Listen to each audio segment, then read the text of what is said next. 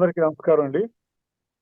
తెలుగు నాటకరంగ చరిత్ర 3వ ప్రసంగాన్ని శ్రీమతి కళ్యాణి గారు ఈరోజు ప్రారంభిస్తున్నారు. శ్రీమతి కళ్యాణి గారికి స్వాగతం. నమస్కారం సార్. ముఖ్యంగా ఈరోజు ఒక విషయం చెప్పాలి.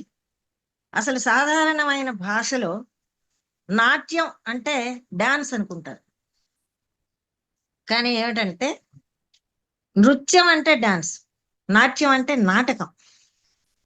అందుకే నాట్య శాస్త్రం అన్నారు. ఈ విషయం చాలా మందికి తెలియదు. వ్యవహారిక భాషలో నాట్యం అనేసరికి డాన్స్ అనుకుంటారు. అయితే మనకి క్రీస్తు శకానికి ముందే ఆంధ్రదేశంలో సంగీతం, నృత్యం, నాటకాలు అన్నీ ఉన్నాయి అనే అనడానికి కొన్ని ఉదాహరణలు ఉన్నాయి. అయితే అసలు ఆంధ్ర భాష అంటే తెలుగు వ్యవహారంలో ఉందా లేదా అనేది కూడా డౌట్లే. చెప్పాను కదా మీకు, తెలుగు భాష, తెలుగు నాటకాలు అసలు ఎప్పుడు మొదలయ్యాయి అనడానికి కరెక్ట్ ఉదాహరణలు మనకి దొరకలేదు అనేసి చెప్పుకున్నాం కదా. అయితే కాకపోతే ఏమిటంటే కొన్ని ఉదాహరణలు బట్టి ఉన్నాయి అనే ఊహలు మనం చేసుకోవచ్చు. ఎందుకంటే హాల శాతవాహన మహారాజు క్రీస్తు శకం 1వ శతాబ్దం వాడు. ఆయన గాథా సప్తశతి అనే ఒక అద్భుతమైన గ్రంథం రాశాడు. అది మనందరికీ తెలుసు. గాథా సప్తశతి అనే గ్రంథం హాలుడు రాశాడనే విషయం చాలా మందికి తెలుసు. అందులో ఈయన మహారాష్ట్ర ప్రాకృతం అనే భాషతో రాశాడు. అయితే ఇందులో కొన్ని తెలుగు పదాలు మనకు కనిపిస్తాయి. ఆ తెలుగు పదాలు ఏమిటంటే అంటే అప్పటికి కూడా, అంటే తెలుగు పదాలు ఉన్నాయి అంటే తెలుగు కూడా ప్రచారంలో ఉంది అనే కదా అర్థం. అయితే ఈ శాతవాహన రాజులే ఆంధ్ర రాజులు. ఆ రాజ్యంలో ఆంధ్రులు, మహారాష్ట్రులు అందరూ ఉండేవాళ్ళు. అయితే ఈ గ్రంథంలో అన్ని కళలు ఉన్నాయనడానికి ఒక ఉదాహరణ ఆయన ఏం రాశాడంటే, కలుడు బోనము అమరినంత వరకు మధ్యల వల మధురముగా పలుకును, ఆ బోనము అమరనిచో వెంటనే మధ్యల వల విరసముగా పలుకును అన్నాడు. ఇక్కడ మధ్యల అనే పదం వాడాడు. మధ్యలంటే మరి నాట్యానికి సైడ్గా వాయించేది కదా. కాబట్టి ఏంటి ఇక్కడ కలుడు అంటే మనం అర్థం చేసుకోవాల్సింది ఏమిటంటే, అంటే చీప్ మెంటాలిటీ ఉండే వాళ్ళని కలుడు అంటారు. బోనం అంటే ఆ రోజుల్లో మరి తిండే కదా మెయిన్. ఇప్పుడు కూడా మనం బోనం అంటాం. బోనాలు అమ్మవారికి సమర్పించడాలు అని ఉన్నాయి కదా. బోనం అంటే భోజనం. ఈ భోజనం ఉన్నంత వరకు చాలా మధురంగా చక్కగా అందరితో మాట్లాడతాడు. ఒకవేళ తనకు కావాల్సింది దొరక్కపోతే ఆ ఓడిపోయిన మధ్యలాగా మాట్లాడతాడు అని ఆ లైన్ ఆయన రాశాడు. అంటే కొన్ని పదాలు బట్టే కదా అప్పుడు ఏముంది ఏం లేదనేది మనకి తెలియడానికి. కాబట్టి మధ్యలో అన్నాడు కాబట్టి న్యాచురల్గా ఒక నృత్యము, కళలు ఉన్నాయని మనం అర్థం చేసుకోవచ్చు. అలాగే ఇంకో పదం ఏం రాశాడంటే, దున్నపోతు స్కందం మీద రాలి కొమ్ము దెబ్బలు తిని పైకెగరిన దోమల గుంపు మోత మీటి విడిచిన వీణారవము వలె ఉన్నది అని రాశాడు. అంటే దున్నపోతు స్కందం అంటే వీపు మీద మామూలుగా వాళ్తాయి కదా దోమలు, అవన్నీ. అవి వాలినప్పుడు ఆ దున్నపోతు ఇలా కొమ్ములతో దులుపుకుంటుంది కదా. కాబట్టి ఆ కొమ్ము దెబ్బలు తిని పైకి లేస్తే, అంటే ఆ గుంపు కదా, పైకి లేస్తే ఒక వీణారవంలాగా ఉందట అని ఆయన వర్ణించాడు. అలాగే దీన్ని బట్టి ఏంటి, వీణ అనే వాద్యం కూడా ఉంది అని మనకు తెలిసింది. ఇవన్నీ కూడా మనకి నాటకాలకి సైడ్గా మనం అందరం వాడతాం మ్యూజిక్కి. కాబట్టి ఏంటి, అదొక వాక్యాన్ని బట్టి మనము అది కూడా అర్థం చేసుకోవచ్చు. తర్వాత పూచిన జనప చేను హరితాళ మండిత ముఖంతో మెరిసెడి నటి వలె అందగించుచున్నది అన్నాడు. అంటే హరితాళం అంటే అర్ధళం మేకప్. చాలా రోజులు, అంటే మనకి ఆధునిక నాటక రంగం డెవలప్ అయిన తర్వాత ఎప్పటికో కానీ ఈ నైస్గా ఉండే మేకప్ రాలా. అంతవరకు ఏం చేసేవాళ్ళంటే అర్ధలం మేకప్ అనేవాళ్ళు. అంటే ఏం చేసేవాళ్ళంటే ఆ కొన్ని కొన్ని రంగులు తీసుకుని ఆముదం లాంటి ఒక ఆయిల్ తోటి శుభ్రంగా చేతులకి ఇలా ఇలా ఇలా అనుకుని ఇలా ఇలా కొట్టేవాళ్ళు. ఆ చేతి వేడికి అదంతా కరుగుతుంది. దాన్ని ఆర్టిస్ట్ ని పడుకోబెట్టేసి ఆ మొహం మీద టప టప టప కొట్టేవాళ్ళు. అదే మేకప్ అన్నమాట. అప్పుడు దాన్ని అర్ధలం మేకప్ అనేవాళ్ళు. ఎందుకు అంటే అప్పుడు అంతే, తెలియదు వాళ్ళకి అంతకు మించి మేకప్ చేసుకోవడము, మేకప్ ఎట్లా వేసుకోవాలి, నైస్ గా ఉండే ప్యాన్ కేక్స్ కానీ ఇవన్నీ లేవు అప్పుడు. కాబట్టి ఆ అర్ధలం మేకప్ అనేవాళ్ళు. ఈయన ఏమని రాశాడంటే అందులో ఆ పూచిన జనప చేను, అంటే జనప చేను చక్కగా ఎల్లోగా పూస్తుంది కదా, ఆ పూచిన జనప చేను ఎట్లా ఉందటంటే నటి మొహం మీద, అంటే ఈ అర్ధల మేకప్ వేసుకున్న నటి మొహం లాగా చాలా అందంగా ఉంది అని రాశాడు. అంటే అర్థం ఏంటి, అక్కడ నటి ఉంది, మేకప్ ఉంది. కాబట్టి ఏంటి ఆ ఉన్నాయి, కళలు ఉన్నాయి అనేసి ఆయన హాలుడు రాశాడు. ఇలాంటి వాక్యాలు మనం గమనించినప్పుడు అప్పటికే ఆంధ్ర భాష వ్యవహారంలో ఉంది, కళలు ఉన్నాయి అని మనకి తెలుస్తుంది. తర్వాత చెప్పుకోదగింది భరతముని నాట్యశాస్త్రం. ఈ నాట్యశాస్త్రం చెప్పుకోకుండా అసలు మన నాటకాల గురించి చెప్పలేం. ఎందుకంటే ఇప్పుడు మనము ఫాలో అవుతున్నదే నాట్యశాస్త్రం, అతి ముఖ్యమైనది. అందులో మామూలుగా నాటకాలకు కావలసిన అన్ని విషయాలు ఉన్నాయి. అంతేకాదు మనము ఆంగిక, వాచిక, సాత్విక, ఆహార్యాభినయాలు అనే 4 అభినయాలతోనే మనం నటించగలం. అంటే ఆంగికం అంటే శరీరానికి సంబంధించింది, శరీరానికి సంబంధించి శరీరంతో అంగములతో చేసే నటన. వాచకం అంటే మన డైలాగ్స్, కేకలు, ఇంకోటి అంటే గొంతుతో చేసేది. ఇక సాత్వికం అంటే మనస్సుతో ఫీల్ అయి చేసేది. అలాగే ఆహార్యం అంటే కాస్ట్యూమ్, మేకప్. ఇవన్నీ కూడా ఆయన చాలా స్పష్టంగా నాట్యశాస్త్రంలో చక్కగా రాశాడు, నాటకాలకు సంబంధించిన చతుర్విధ అభినయాలు. కాబట్టి ఏంటంటే ఈ నాట్యశాస్త్రం రాసిన భరతముని మనకి చాలా విషయాలు చెప్పాడు. అందుకే ఈ నాట్యశాస్త్రం అనేది, ఈ గ్రంథము చాలా మనం ముఖ్యమైనది, మన మన నాటక రంగానికి కానీ కళలకు కానీ చాలా ముఖ్యమైనది. ఇది క్రీస్తు శకం ప్రారంభ కాలంలో రాశారు అనేది మనకి తెలుస్తోంది. అంటే కొన్ని కొన్ని ఉంటాయి కదా, శాస్త్రాలు పరిశోధిస్తారు కదా శాస్త్రజ్ఞులు, దాన్ని బట్టి ఇది మొదటి శతాబ్దంలోనే రాయబడింది అనేది, అంటే క్రీస్తు శకం ప్రారంభంలో రాయబడింది అనేది మన వాళ్ళ అభిప్రాయం అన్నమాట. అన్ని విషయాలు అని ఇందాక అన్నానుగా, ముఖ్యంగా నాట్య శాస్త్రంలో 11 విషయాలు స్పష్టంగా ఆయన చెప్పాడు. ఈ 11 కూడా నాటకానికి సంబంధించినవి. ఈ రోజు మనం తెలుగు నాటకం చెప్పుకున్నా, ఇంకో నాటకం చెప్పుకున్నా, వీటికి చాలా ఇంపార్టెంట్ విషయాలు ఏంటంటే ఆ 11 ఆస్పెక్ట్స్ అన్నమాట. అంటే ఆ 11 విషయాలు అదేమిటంటే రస, భావ, అభినయ, ధర్మి, వృత్తి, ప్రవృత్తి, సిద్ధి, స్వర, ఆతోజ్య, గాన, రంగ అన్నాడు ఆయన. దీన్ని ఆయన ఒక శ్లోకంగా కూడా చెప్పాడు. రసభావాహ్యాభినయ ధర్మీ వృత్తి ప్రవృత్తయ సిద్ధి స్వర తథోతోజ్యం గానం రంగశ్చ సంగ్రహ అన్నాడు. అంటే ఒక శ్లోకంలో ఈ 11 ఆస్పెక్ట్లు ఆయన అమర్చి ఆ శ్లోకం చెప్పాడనమాట. అయితే ఇందులో మనము ఇవన్నీ కూడా నాటకానికి సంబంధించినవి, నాటకంలో కావలసినవి. ముఖ్యంగా అంటే డాన్సులకో సంగీతానికో సంబంధించిన దానికంటే నాటకాలకు సంబంధించినవి. ఎందుకంటే సంగీతం అనుకోండి ఎక్కడైనా కూర్చొని పాడుకోవచ్చు, డాన్స్ అనుకోండి ఎక్కడైనా వేసుకోవచ్చు. కానీ మనకి అంటే నాటకానికి మాత్రం ఈ 11 కావాలి. రస అంటే నవరసాలంట, శృంగార, వీర, కరుణ, భయానక, బీభత్స ఉన్నాయి కదా నవరసాలు. ఆ నవరసాలు ఉండాలి నాటకం అన్న తర్వాత. నవరసాలు వస్తూ ఉంటాయి, పోతూ ఉంటాయి. వీటినే మళ్ళీ మనం బాగా డీప్గా వెళ్ళి చెప్పుకోవాలంటే ప్రత్యేకమైన ఒక రసం ఉంటుంది, మెయిన్ రసం. మిగతా రసాలు వస్తూ పోతూ ఉంటాయి. అంటే ఇప్పుడు ఒక కామెడీ ప్లే ఉందనుకోండి, అందులో కూడా ఎక్కడన్నా కామెడీలో కూడా సీరియస్ ఉండొచ్చు, భయానకం, బీభత్సం అక్కడక్కడ టచ్ కావచ్చు. అలాగే విషాద నాటకంలో కూడా అక్కడక్కడ కామెడీలు ఉండొచ్చు. అంటే మెయిన్ రసం ఒకటి ఉండి మిగతా వచ్చి పోతూ ఉంటాయి.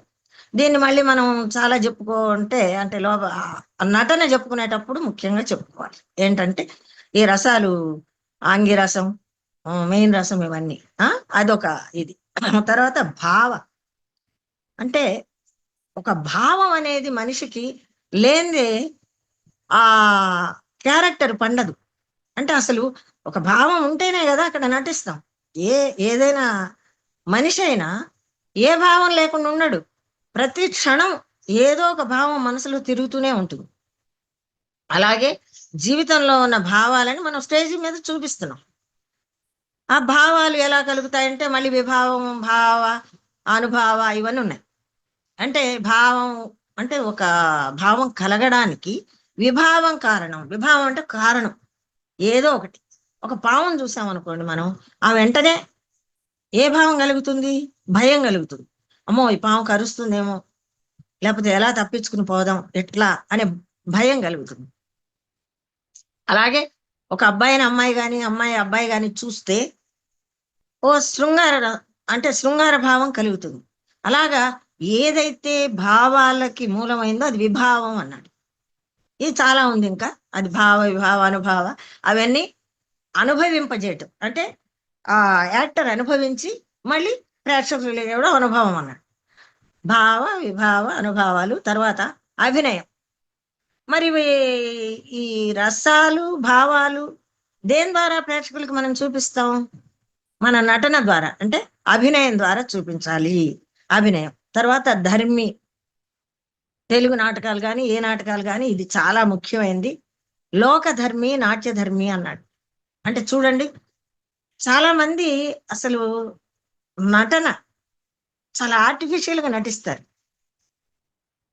అలా కాకుండా ఉండాలి అంటే లోకధర్మి, నాట్యధర్మి రెండు కావాలి. లోకధర్మి అంటే ఎమోషన్స్. ఇవి ఎక్కడైనా ఉంటాయి. ప్రపంచంలో మనిషి అనేవాడికి ఎమోషన్స్ ఉంటాయి. కొన్ని జంతువులకు కూడా ఎమోషన్స్. అంటే లోకధర్మి అంటే ఏంటంటే సహజ లక్షణాలు. ఇప్పుడు బిడ్డ చచ్చిపోయింది అనుకోండి, ప్రపంచంలో ఏ తల్లైనా ఒకలాగే ఏడుస్తుంది. అలాగే ఒక బాధ కలిగింది అనుకోండి, ఎక్కడైనా ఏ మనిషి అయినా అలాగే స్పందిస్తాడు. అలాగే ఒక ఆనందం వచ్చింది, ఎవరికో ₹1,00,00,000 వచ్చాయి, లేకపోతే ఇంకో వేరే దేశాల్లో అయితే డాలర్స్ వచ్చాయి, ఇంకేదో మంచి జరిగింది, ఆనందిస్తాడు. ఎక్కడైనా ఏ మనిషి అయినా ఆనందిస్తాడు. అలా లోకంలో సహజంగా ఉండే ఏవైతే ఉన్నాయో వాటిని ఆయన లోకధర్మి అన్నాడు. ఇక నాట్యధర్మి అనేది రెండోది. ఇప్పుడు జీవితంలో జరిగే విషయాలనే స్టేజ్ మీద చూపిస్తూ పోయాం అనుకోండి, ఎవరు చూస్తారు? పొద్దున్న లేచాం, పళ్ళు తోముకున్నాం, స్నానం చేసాం, అన్నం తిన్నాం, లేకపోతే టిఫిన్ తిన్నాం, ఆఫీస్కి వెళ్ళాం, మళ్ళీ వచ్చాం, మళ్ళీ నిద్రపోయాం, సాయంత్రం కాఫీ తాగామంటే ఎవరు చూస్తారు? చూడరు. అందుకని ఆయన ఏం చేశాడంటే నాట్యశాస్త్రంలో ఎంత మంచి విషయాలు చెప్పాడు నిజంగా అంటే, అందుకని ఏం చేయాలి? నాట్యధర్మి దాన్ని యాడ్ చేస్తే గాని ప్రపంచంలో ఉండే జనులు అంటే ప్రేక్షకులు ఆ రసాస్వాదన పొందరు, ఆ రసాన్ని అనుభవించరు. అంటే నాట్యధర్మం అంటే ఏంటంటే, ఇప్పుడు నాట్యం అంటే నాటకం అని చెప్పుకున్నాగా, నాటకంలో కావాల్సినవి ఏంటి? ఒక సెట్టు, అందమైన సెట్టు. మన ఇంట్లో ఉండకపోవచ్చు గోడలు అన్ని అందంగా, కానీ అక్కడ స్టేజ్ మీద మాత్రం చాలా అందంగా చూపించాలి. ఒక సెట్టు, లైటింగ్, ఆయా రసాలకు తగిన లైటింగ్, అది మళ్ళీ వేరే సబ్జెక్ట్. ఆయా రసాలకు తగినట్టుగా లైట్ ఇవ్వడం. ఆ తర్వాత గానం, పాటలు కదా. చాలా ఇప్పుడు సినిమాల్లో ఉన్నట్టే ఇంతకుముందు నాటకాల్లో కూడా పాటలు ఉండేవి. మేమంతా ఇంతకు ముందు చక్కగా పాటలకి యాక్ట్ చేసేవాళ్ళం. విషాద గీతాలు, బ్యాక్గ్రౌండ్ సాంగ్స్ అవన్నీ ఉండేవి. ఇప్పుడు అన్నీ తగ్గిపోయాయి. కానీ అలాగా సాంగ్స్, ఆ తర్వాత మిగతా అన్ని నాట్యాలు, డాన్సులు. ఇప్పుడు లోకధర్మిలో అవన్నీ ఉండవు. మనం ఏదో బాధలో ఉంటే విషాద గీతం రాదు వెనక నుంచి. కానీ అక్కడ నాటకం అనేసరికి ప్రేక్షకుల్ని రంజింపజేయడానికి ఇవన్నీ చూపించాలి. అలాగే ఆ నాట్యం, డాన్స్. ఇప్పుడు చూడండి, హీరోయిన్లు ప్రేమించుకుంటే డాన్సులు వేస్తారు. మన నిజ జీవితంలో ఎక్కడన్నా గార్డెన్స్ లో డాన్సులు చూస్తామా? ప్రేమ, ఎవరో ప్రేమించుకునే జంటలు డాన్స్ లేరు కదా. కాబట్టి ఏంటంటే ఇవన్నీ కూడా నాట్యధర్మి అన్నాడు. లోకధర్మి, సహజ గుణాలు, సహజ ఫీలింగ్స్, నాట్యధర్మి. ఇలాగ ధర్మి అని ఒకటి చెప్పాడు ఆయన. తర్వాత వృత్తి. వృత్తి అంటే చేసే ఆ ఏదైనా పనులు. తర్వాత ప్రవృత్తి. ఈ ప్రవృత్తి అనేది ఒక్కొక్క ఏరియాలో ఒక్కొక్క విధంగా ఉంటుంది అన్నాడు. అంటే దాక్షిణాత్య ప్రవృత్తి, ఇంకా ఓడిజ ప్రవృత్తి, ఎక్కడెక్కడో ఉండే వాళ్ళకి ఆ లక్షణాలు, ఆ ప్రవృత్తులు ఉంటాయి అని చెప్పాడు. తర్వాత సిద్ధి అన్నాడు. సిద్ధి అంటే ఇప్పుడంటే ఆడిటోరియంలో వచ్చేసాయి, మనం లోపల వేస్తున్నాం నాటకాలు. ఇంతకుముందు ఓపెన్ ఎయిర్ థియేటర్లు ఉండేవి. అక్కడ వేస్తూ ఉంటే కొన్ని కొన్ని మనకి అబ్స్ట్రక్షన్స్ వస్తాయి, ఆటంకాలు కలుగుతాయి. అందుకే ఆయన మానుష సిద్ధి, దైవ సిద్ధి అన్నాడు. అంటే మనము చేస్తూ ఉన్నప్పుడు కలిగే ఆటంకాలు కొన్ని, అంటే మనం ఏదో డైలాగులు మర్చిపోవడము, ఏదో పడిపోవడము, ఇంకేదో పొరపాట్లు చేయడము, ఇది మానుష సిద్ధి. అయితే దైవ సిద్ధి అంటే ఏంటి? ఉన్నట్టుండి వర్షం రావడం, ఈ రోజుల్లో అయితే కరెంటు పోవడం, ఇట్లాంటివన్నీ అంటే అనుకోకుండా మనకు కలిగే ఆటంకాలని దైవ సిద్ధి అన్నాడు. కాబట్టి సిద్ధి అనేది ఒకటి నాట్యశాస్త్రంలో రాశాడు ఆయన. తర్వాత ఆతోజ్య. ఆతోజ్యం అంటే ఇన్స్ట్రుమెంట్స్. మరి ఇందాక మనం అనుకున్నట్టుగా మ్యూజిక్ కావాలంటే ఇన్స్ట్రుమెంట్స్ కావాలిగా, అలాగే బ్యాక్గ్రౌండ్ మ్యూజిక్ ఇవ్వాలంటే ఇన్స్ట్రుమెంట్స్ కావాలిగా. దీంట్లో ఈయన 4 రకాలు చెప్పాడు ఈయన. అంటే చర్మవాద్యాలు అంటే ఏంటంటే ఆ డప్పు, డోలు, తప్పెట ఇవన్నీ ఉన్నాయి కదా, అవి చర్మవాద్యాలు. అది. తర్వాత గాలితో వచ్చేవి, సన్నాయి కానీ, మురళి కానీ, అట్లాంటివన్నీ. తర్వాత తీగలతో చేసేవి, వీణ, ఇంకేవో తంబుర, ఇట్లాంటివన్నీ. తర్వాత మెటాలిక్, లోహంతో చేసేవి, అంటే తాళాలు కానీ, గజ్జలు కానీ, ఇట్లాంటివన్నీ. ఇలా 4 రకాలు ఆతోజ్యాలు అన్నాడు ఆయన. ఆతోజ్యం అన్నాడు. ఆ తర్వాత గానం. గానం ఇందాక మనం చెప్పుకున్నాం. అలాగే రంగం, స్టేజ్, ఇవన్నీ ఆయన చెప్పాడు. ఇవన్నీ కూడా మనకి నాటకానికి కావాలి. అది వాళ్ళకి మిగతా సాంగ్స్ పాడే వాళ్ళకి వాటికి ఇవన్నీ అవసరం లేదు. కేవలం మన నాటకం వేయడానికి మాత్రం ఇవన్నీ తప్పకుండా ఉంటేనే మనకి పరిపూర్ణమైన నాటకం అవుతుంది. సరే, ఈ రోజుల్లో అన్ని వదిలేసాం. కేవలం ఏదో 2 కుర్చీలు వేసేసి 4 డైలాగులు చెప్పేసి అదే నాటకం అని చెప్పి చూపిస్తున్నాం. అందుకే తెలుగు నాటక రంగంలో ఆ జనాలు కూడా రావడం తగ్గిపోయింది. మనం అనుకోవడానికి బాధగా ఉన్నా ఇది నిజం. ఎందుకంటే ఒకప్పుడు అన్నీ ఉండేవి. నిజంగా చెప్తున్నాను, ఒక 40 ఏళ్ల క్రితము ఈ హంగులన్నిటితో మేము నాటకాలు వేసాం, తెలుగు నాటకాలు. అప్పుడు కిక్కిరిసిన జనం ఉండేవాళ్ళు. ఎక్కడైనా నాటకం వేస్తే ఫుల్గా జనాలు ఉండేవాళ్ళు. కాబట్టి ఇప్పుడు ఇవి తగ్గిపోయినాయి, వాళ్ళు తగ్గిపోయారు. ఎందుకు రావట్లేదు జనం అంటే నాటకం బాగాలేదని, నాటకం ఎందుకు బాగాలేదంటే జనం రావట్లేదని, ఇట్లా ఏదో అంటారు చూడండి, గుడ్డు ముందా పిల్ల ముందా అన్నట్టుగా తయారైంది నాటకాలు. అది మనం చెప్పుకున్నా చెప్పుకోకపోయినా ఈ నిజాలు. అయితే ఈ నాట్యశాస్త్రం 1వ శతాబ్దంలో ఉంది కాబట్టి, ఇవన్నీ ఆయన చెప్పాడు కాబట్టి నాట్యశాస్త్రంలో, అంటే అప్పటికే నాట్యాన్ని అంటే నాటకానికి సంబంధించిన గ్రంథమే రాయబడిందంటే అప్పుడు నాటకాలు ఉన్నాయి అని మనం అర్థం చేసుకోవచ్చు. తర్వాత అంటే చక్కటి నాటక వ్యవస్థ అప్పటికే ఉంది అనేది మనం అర్థం చేసుకోవచ్చు. ఇకపోతే మనకి తెలుగులో మొట్టమొదట మన తెలుగు భాషలో మనకి దొరికిన గ్రంథం ఏంటి? మహాభారతం. ఇందులో నన్నయ్య ఉదాత్త రసాన్విత కావ్య నాటక క్రమములు పెక్కుజూచితి అన్నాడు. తన మహాభారతంలో నన్నయ్య అన్నాడు ఈ మాట. అంటే ఉదాత్త రసాన్విత అంటే గొప్ప రసాలతో నిండిన కావ్య నాటక క్రమములు పెక్కుజూచిత అంటే అర్థం ఏంటి? అంటే మంచి మంచి నాటకాలు చూశానంటున్నాడు. విన్నానో లేకపోతే ఇంకోటో చెప్పట్లా, చూశాను అన్నాడు. చూచితి అన్నాడు.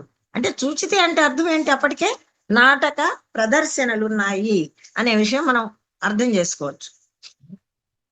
అయితే అంటే తెలుగుదేశంలో ఈ గ్రంథం తెలుగులో రాస్తున్నది నన్నయ్య కాబట్టి తెలుగుదేశంలో నాటకాలు ఉన్నాయి, అప్పటికే ప్రదర్శనలు ఉన్నాయని మనం అర్థం చేసుకోవచ్చు. ఆ తర్వాత నన్నయ్య కూడా మూలంలో లేని అంటే ఆ అనువదించాడు కదా ఆయన. కాబట్టి ఏంటి, మూలంలో లేనివి కొన్ని పదాలు ఆయన కూడా రాశాడు.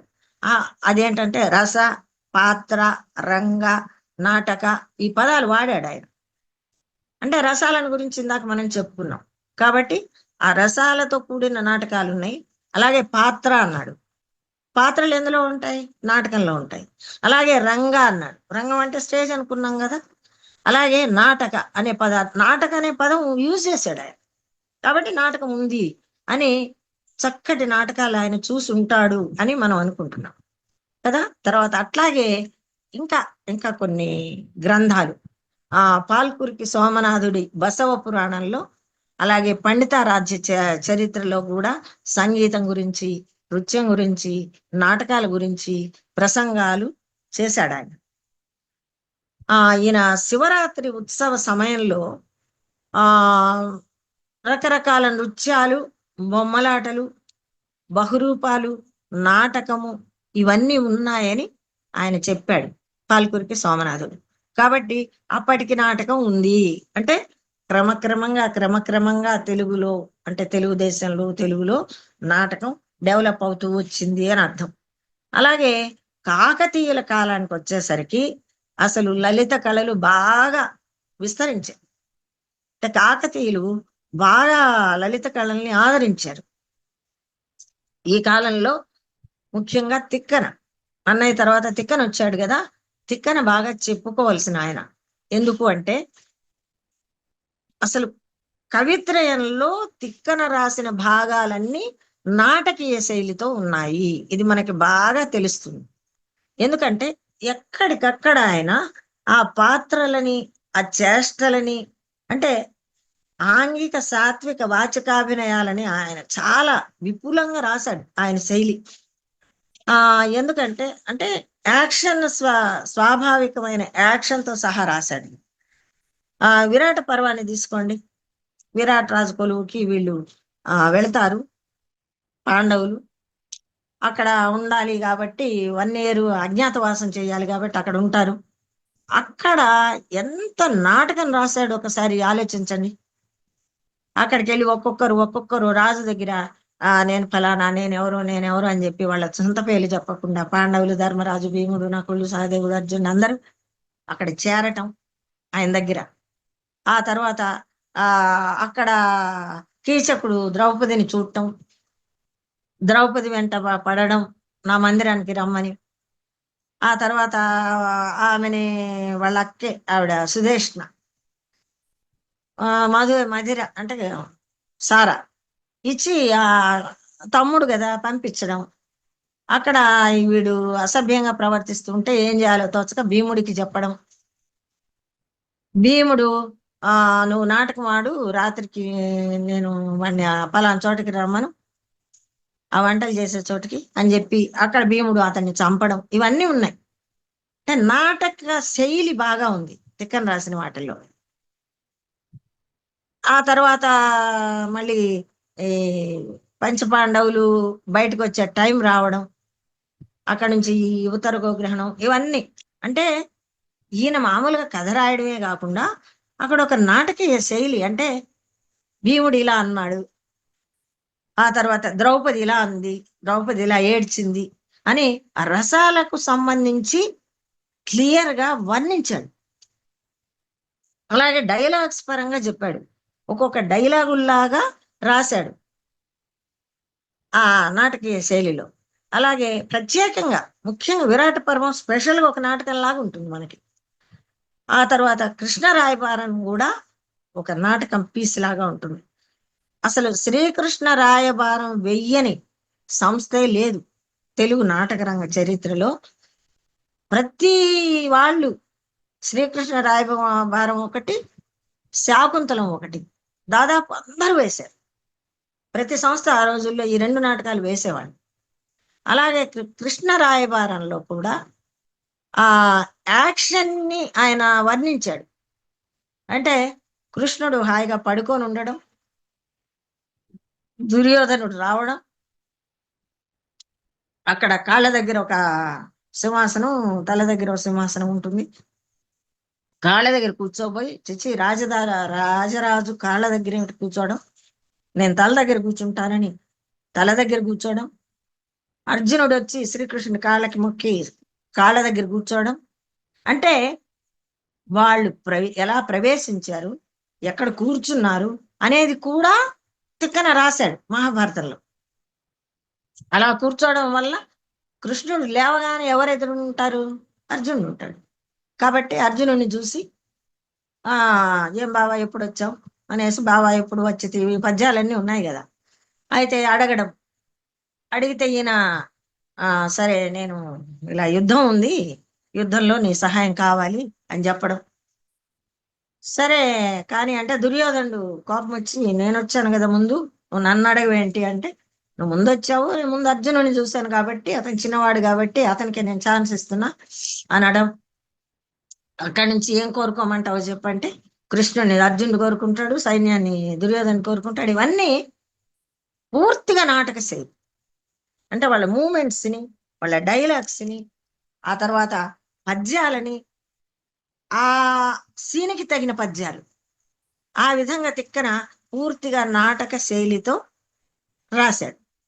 అలాగే ఆ రాయబారానికి వెళ్లే ముందు, రాయబారానికి కృష్ణుడు వెళ్తాడు కదా, యుద్ధం లేకుండా 5 ఊళ్ళు ఇవ్వండి, ఏదో వాళ్ళు బతుకుతారు 5గురు అని చెప్పి అడగడానికి కౌరవుల దగ్గరికి వెళ్తాడు. వెళ్ళేటప్పుడు యాక్చువల్గా కృష్ణుడికి యుద్ధం కావాలి. యుద్ధం ఎందుకు కావాలంటే, అటువైపు కౌరవుల వైపు ఉన్న వాళ్ళందరూ దుర్మార్గులు ఉన్నారు కాబట్టి, భూమికి భారంగా ఉన్నారు కాబట్టి, వాళ్ళు చచ్చిపోవడం న్యాయం, ఈ యుద్ధం వస్తే బాగుండని మనసులో ఉన్నా కృష్ణుడు మంచి నటుడు కదా, అందుకని ఏంటి వీళ్ళని అడిగి ధర్మరాజు శాంతి వచనాలే పలుకుతాడు. మనందరికీ తెలుసు ధర్మరాజుకి యుద్ధాలు ఇష్టం ఉండదు, శాంతికి బతకాలనుకుంటాడు పాపం. అందుకని ఆయన్ని అడిగి, వరుసగా ఈమెను అడిగి, పాంచాలను అడుగుతాడు, ద్రౌపదిని అడుగుతాడు, ఏం చేయమంటావు అని అడిగితే ఆమె, ఇది కూడా మళ్ళీ నాటకం లాగుంటుంది. అక్కడ చెప్తాడు క్లియర్గా. ఆవిడ తన జుట్టు చూపెట్టి, దుశ్శాసనుడి చెయ్యి తగిలి, వేళ్ళు తగిలి తెగిన మిగతా జుట్టు ఇది, దీని సంగతి ఏంటి అని అలా జుట్టు చూపించిందని, ఇలా అన్నదని, ఇవన్నీ కూడా నాటకేసేది. అప్పుడు మళ్ళీ భీముడిని అడుగుతాడు. భీముడు ధర్మరాజు శాంతి అన్నాడు కాబట్టి భీముడు కూడా శాంతి అంటాడు. అప్పుడు మళ్ళీ ఏమంటాడు, ఏమి పార్థుడు నీవు దండి మగలైరి అంటాడు. దండి మగలంటే పిరికి వాళ్ళను ఏదో అని సరసాలు ఆడతాడు, బాగా మరుదులు కదా. కాబట్టి అప్పుడు కావాలని రెచ్చగొట్టడం. ఎందుకు, ఈయనకేం కావాలి, కృష్ణుడికి యుద్ధం కావాలి కాబట్టి ఏంటి, ఈ శాంతి వచనాలు నచ్చలేదు ఆయనకి. కాబట్టి భీముడిని రెచ్చగొడితే ఇంకా ఆయన రెచ్చిపోయి యుద్ధానికి సన్నద్ధుడు అవుతాడనే ఉద్దేశంతో ఏం చేశాడు, అలా అదంతా అంటే బావ మరుదులు ఎట్లా సరసాలు ఆడుకుంటారు, తర్వాత బాగా అవమానం పాలైన స్త్రీ ఎలా రియాక్ట్ అవుతుంది, ఇవన్నీ కూడా ఆ నాటకీయ శైలిలో ఆయన రాశాడు. ఎవరు, తిక్కన. అంతేకాకుండా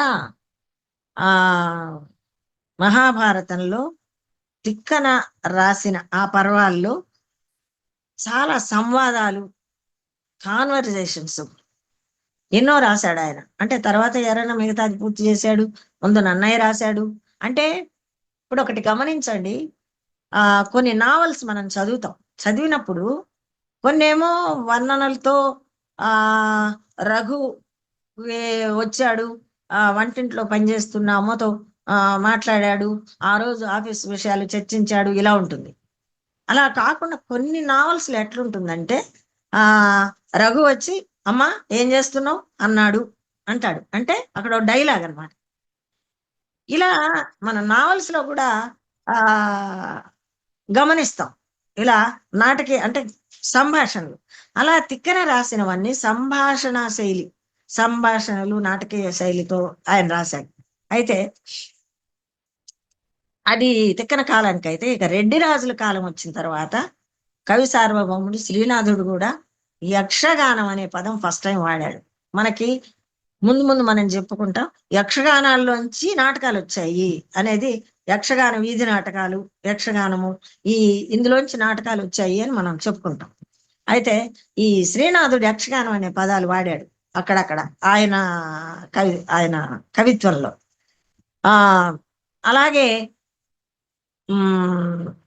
1172 అంటే క్రీస్తు శకం 1172 ప్రాంతంలో ఎంతమందో కవులు, పండితులు వీళ్ళందరూ కూడా సంగీతం మీద, నృత్యం మీద, నాట్యం అంటే నాటకం మీద లక్షణ గ్రంథాలు రాశాడు. లక్షణ గ్రంథాలు అంటే ఒక విధంగా సైన్స్ అంటే సబ్జెక్ట్. ఇప్పుడు మనం నాట్యశాస్త్రం అన్నాం, అందులో విషయాలు తీసుకుని మనం నాటకానికి ఉపయోగించుకుంటున్నాం. అలాంటి లక్షణ గ్రంథాలని చాలా మంది రాశారు అప్పుడు. ఆ అలా రాసిన వాటిల్లో 1384-99 మధ్యలో సింగ భూపాలుడు అనే ఆయన రసార్ణవ సుధాకరము అనేది రాశాడు. అంతేగాక నాటక పరిభాష అనేది కూడా ఒక గ్రంథం రాశాడు ఆయన, ఎవరు, సింగభూపాలుడు. అలాగే 1386, 1402లో కుమారగిరిరెడ్డి, ఈయన కర్పూర వసంతరాయలని కూడా అంటాం. ఆయన ప్రియురాలు లకుమాదేవి, ఇది మనం చదువుకున్నాం ఇంత ముందు, కర్పూర వసంతరాయలు విడిగా ఉన్నాయి కూడా బుక్స్. ఆయన నాట్యశాస్త్రాన్ని రచించాడు. అంటే ఇప్పుడు భరతముని ఎలా రచించాడో అలా కుమారగిరి రెడ్డి నాట్యశాస్త్రాన్ని రచించాడు.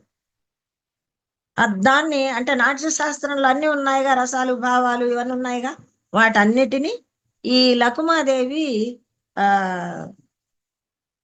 నాట్యగత్తె, ఆవిడ ఈయన ప్రియురాలు, కర్పూర వసంతరాయలు ప్రియురాలు. అంటే ఈయనకి ఎందుకు ఆ పేరు వచ్చిందంటే ఈ వసంతాలు ఎక్కువ, ఆయన రాజ్యంలో ఈ వసంతాలు ఆడడం ఎక్కువగా ఉండేదట. అందుకనే ఆయనకి కర్పూర వసంతరాయలు అని కూడా పిలుస్తారట. ఆయన ముందు ఈ లకుమాదేవి ఈ నాట్యం చేసేదట. ఈ ఆయన రాసిన ఈ నాటక పరిభాష గ్రంథంలోంచి ఈ సుధా రసార్ణం ఉంది కదా, అవి వాటిల్లోంచి బిట్స్ తీసుకుని ఆవిడ ఈయన ముందు నటించి చూపించేదట. ఇవి మనకి దొరికిన ఆధారాలను బట్టి తెలుగు నాటకం ఎలా విస్తరిల్లింది, తెలుగు నాటకం రాను రాను ఎలా వచ్చింది అనేది రేపు మన మొట్టమొదటి తెలుగు నాటకం ఏమొచ్చింది, మొట్టమొదటి తెలుగు కవులు ఎవరు, ఇవన్నీ రేపు, అంటే కవులే కాకుండా ఎవరు దర్శకత్వం ఎలా వహించారు, ఎలా నాటకాలు వేశారు, ఇవన్నీ మనం తర్వాతి రోజు మనం తెలుసుకున్నాం. సరేనా? నమస్కారం.